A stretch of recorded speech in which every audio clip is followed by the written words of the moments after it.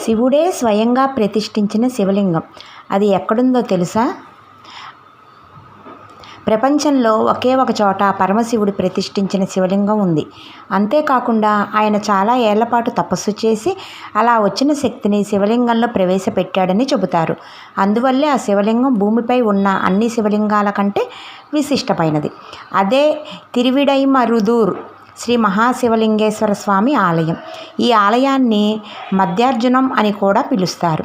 ఈ ఆలయంలో శివుడు మహాలింగేశ్వరుడు. ఈ ఆలయం చాలా పెద్దది. ఆలయంకు తగ్గట్లే ఆలయంలో ఉన్న శివలింగం కూడా చాలా పెద్దగా ఉండి భక్తులకు దర్శనమిస్తారు. ఈ బృహత్ సుందర గుజాంబాల్ సేవిత శ్రీ మహాశివలింగేశ్వర స్వామివారు కొలువైన ఈ ఆలయం తమిళనాడులోని అతిపెద్ద ఆలయాలలో ఒకటిగా పేర్కొంది. ఇంకా చూడాలంటే నా ఛానల్ని సబ్స్క్రైబ్ చేయండి.